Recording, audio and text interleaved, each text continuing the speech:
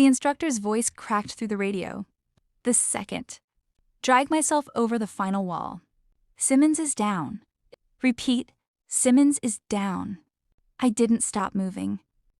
My hands were bleeding, my lungs were on fire, and somewhere behind me in the freezing Virginia mud, 3 other candidates were quitting one by one, ringing the brass bell that ended their careers before they'd even started.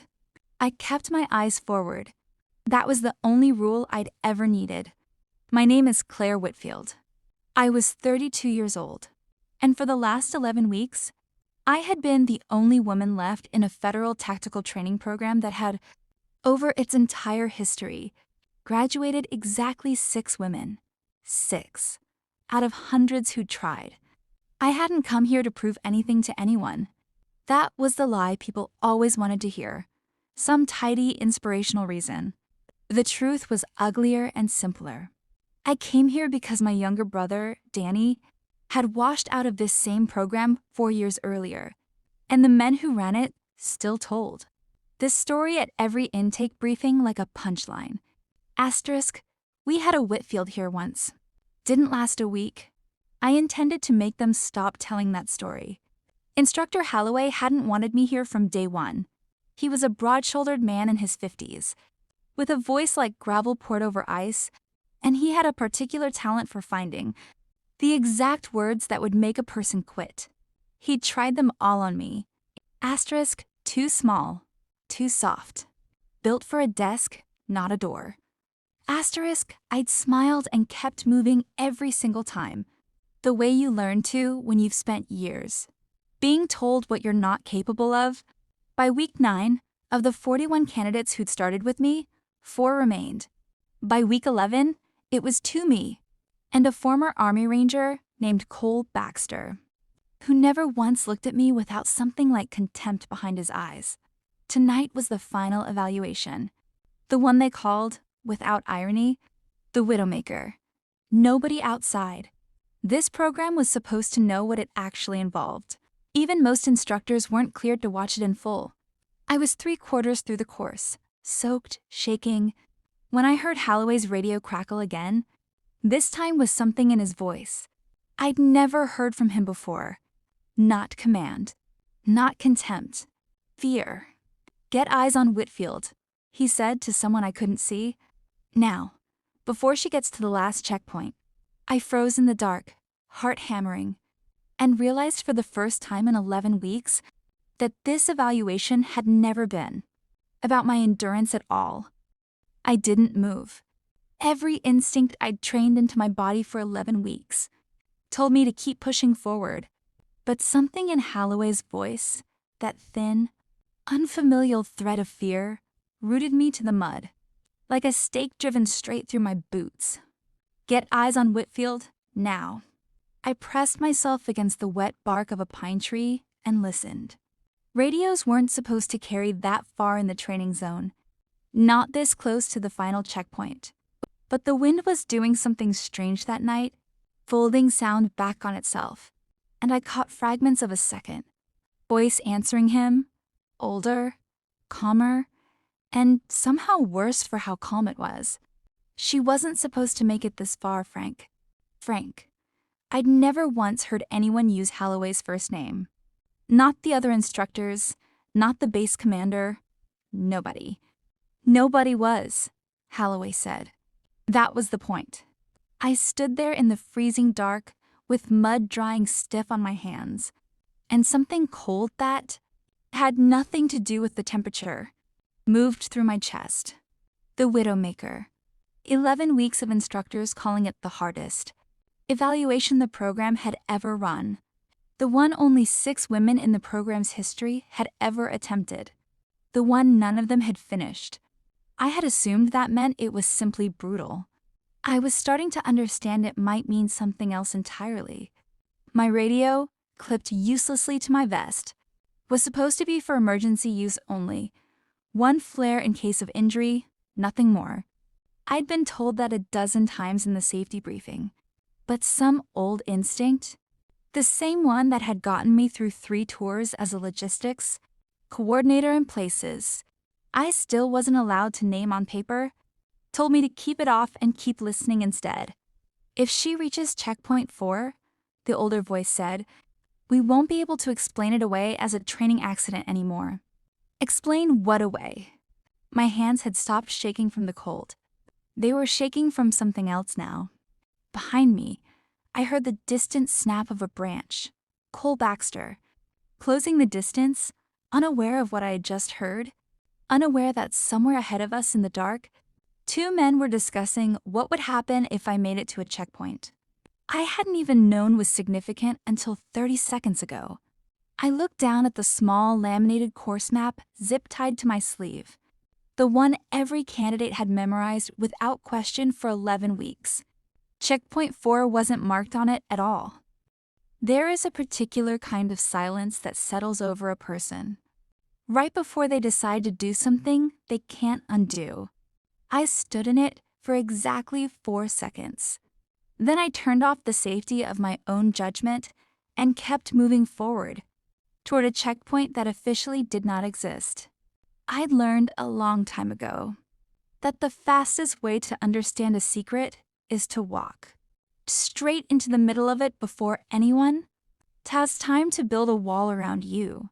The terrain shifted about half a mile past where the official course map ended, the packed training trail, giving way to something older, less maintained, a service road swallowed by pine on both sides. Its went on my boots found gravel instead of mud. Someone had driven vehicles down this path recently. More than one. I heard voices before I saw the clearing. I dropped low behind a fallen log and watched. There were 4 men gathered around a portable generator and a folding table. None of them wearing the instructor uniforms I recognized from base. Holloway stood among them, arms crossed.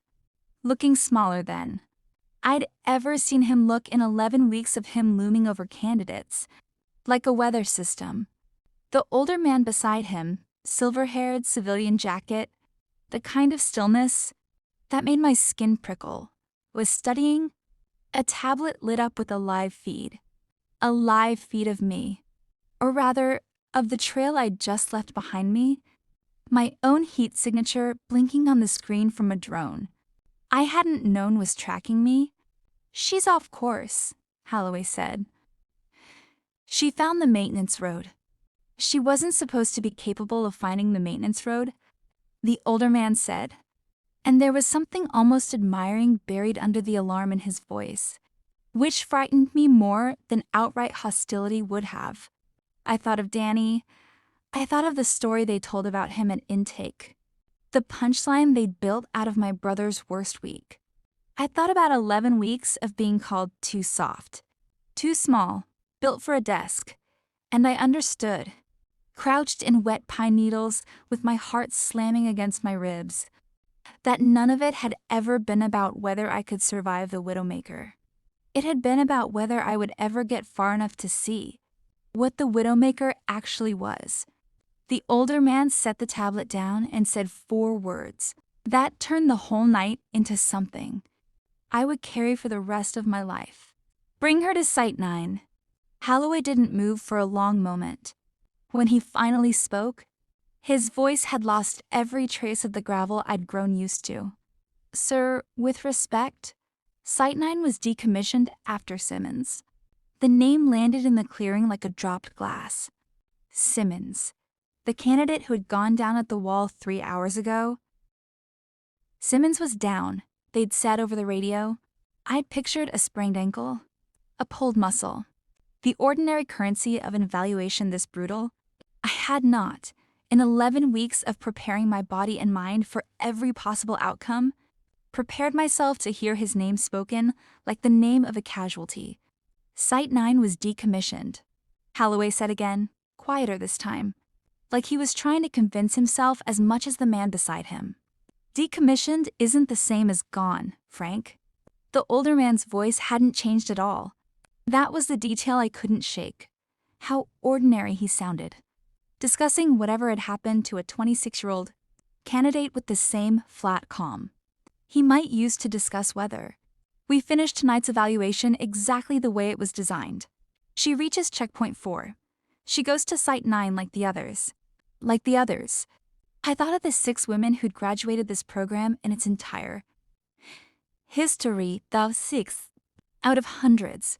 I had spent 11 weeks assuming that number reflected how hard the training was.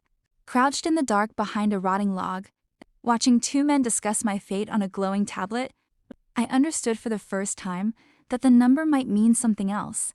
That perhaps not everyone who reached the end of this evaluation walked away from it, counted as a graduate at all. My radio crackled once, faint, and both men's heads snapped toward the sound before I could silence it. I hadn't touched it. Somewhere behind me in the dark, closer than I'd realized, Cole Baxter's radio had done the same thing. Benea understood with a cold, plummeting certainty that he was about to walk straight into this clearing with no idea of what he was walking into. I had 2 choices, and I had perhaps 4 seconds to make one. I could stay hidden, let Cole stumble into whatever this was, and use the confusion to disappear back into the tree line, the way I'd come survive. The night, report everything to whomever outside this base might actually listen, and let the truth surface later, slower, safer. Or I could stand up. I thought about Danny, 22 years old, and humiliated out of a program that had apparently never intended to let him succeed in the first place. I thought about a name, Simmons, spoken like something already past tense. I thought about 11 weeks of being told I was too soft for a program that I was beginning to understand. I've never been testing softness at all. I stirred up. The older man's tablet lit my face from 20 feet away before either of them could reach for a weapon. And for the first time all night, I watched Holloway's expression break completely. "Whitfield," he started. "Where?" I said, my voice steadier than I had any right to expect. "Is Simmons?" Nobody answered me right away, and in the silence that followed, I learned more than any answer could have told me. Holloway's eyes went to the older man first, not in defiance, but in the particular, practiced way of a man, checking with his superior before he's allowed to feel anything at all. That single glance told me everything about the shape of the hierarchy I'd stumbled into. Holloway wasn't the danger here. He was simply the loudest voice in a much smaller cage than I'd realized. "You shouldn't have found this road," the older man said finally, setting the tablet down with the unhurried calm of a man who still believed, even now, that he controlled every outcome in front of him. "My name is Director Aldous Renner. I'd tell you it doesn't matter that you know that, except it does. It matters a great deal. Where is Simmons?" I said again. "Recovering," Renner said. "Site 9 have medical facilities most of this base doesn't know exist. Better facilities, frankly, than the infirmary you were briefed on." He tilted his head slightly, studying me the way I imagined he studied readouts on that tablet data, not a person. "You want to know what this program actually measures, Ms. Whitfield? I can see it on your face. 11 weeks of watching you, and I've never seen a candidate ask the right question this fast." Behind me, gravel shifted. Cole Baxter stepped into the clearing, breathing hard, confusion breaking across his face as he took in the generator, the tablet, the 2 men who were supposed to be evaluating our endurance, and nothing more.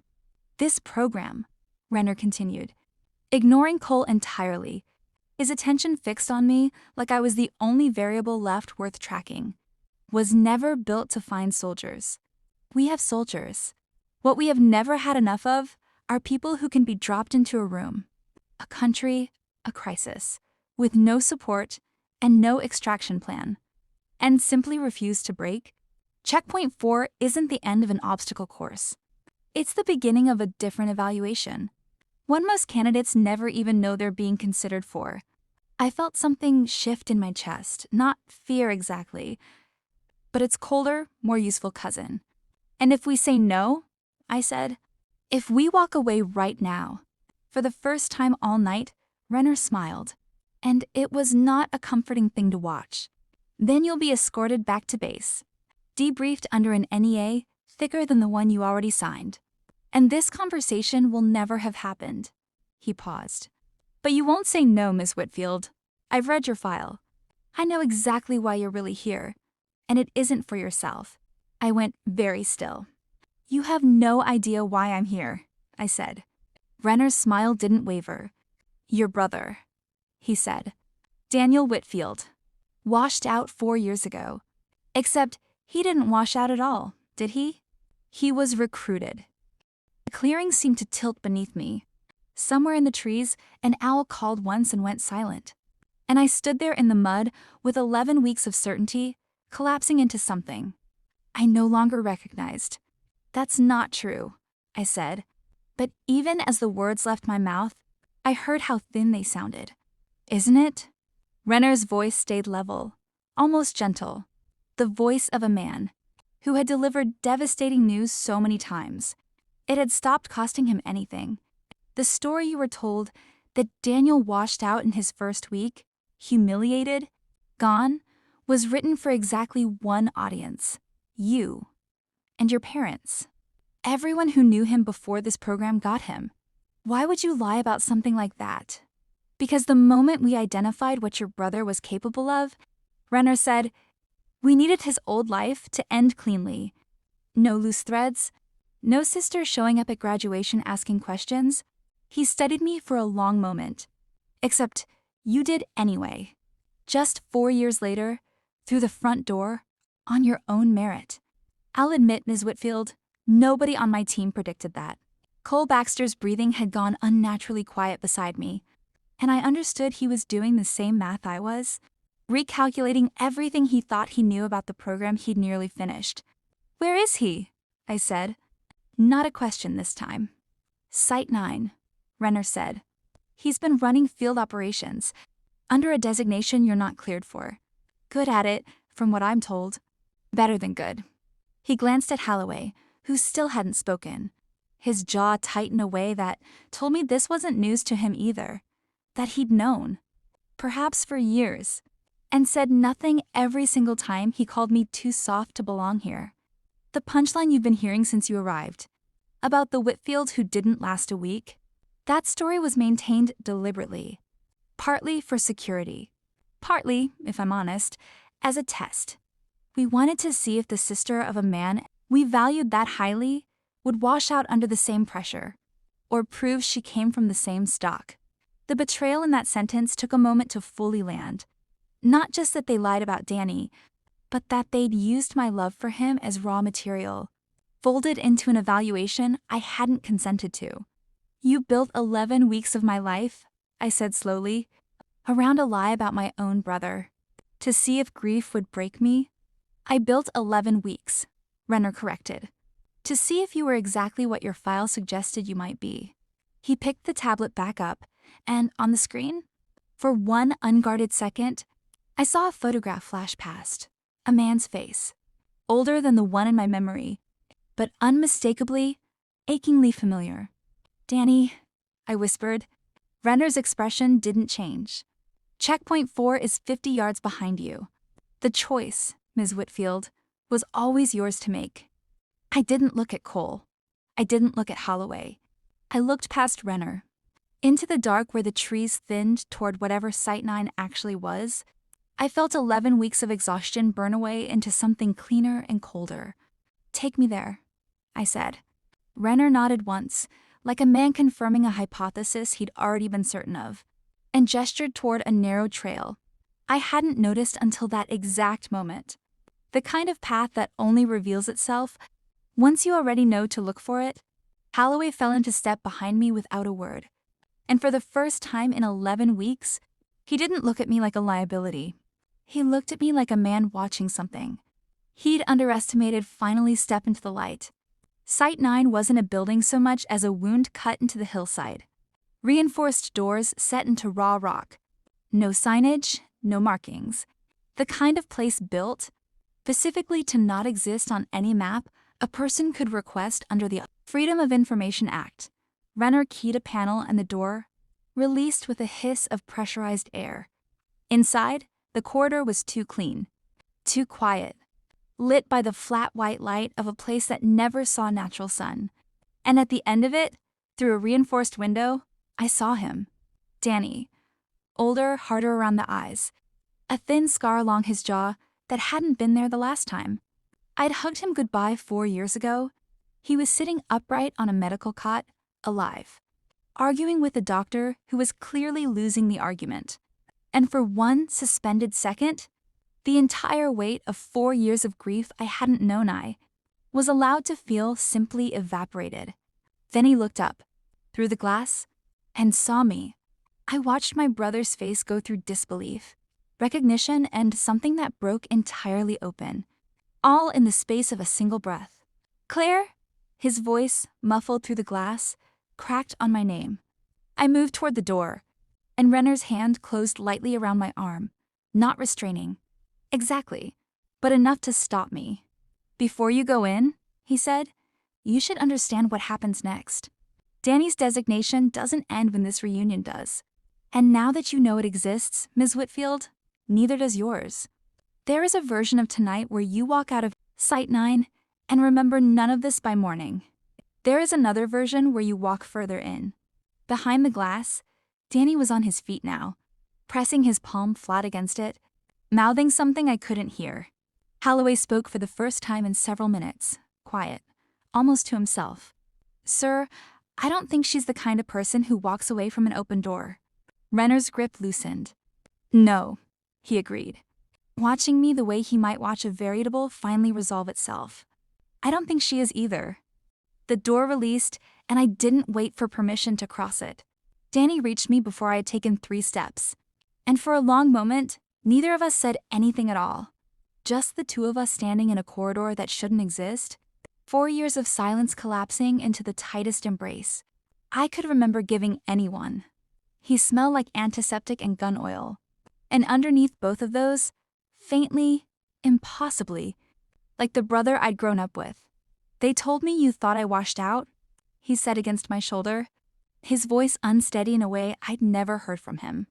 "Every year I asked if I could tell you. Every year they said no." "I know," I said. "I know now." Renner watched from the doorway, tablet tucked under his arm, his expression unreadable in the way of a man who had engineered this exact moment, and still hadn't decided whether he regretted it.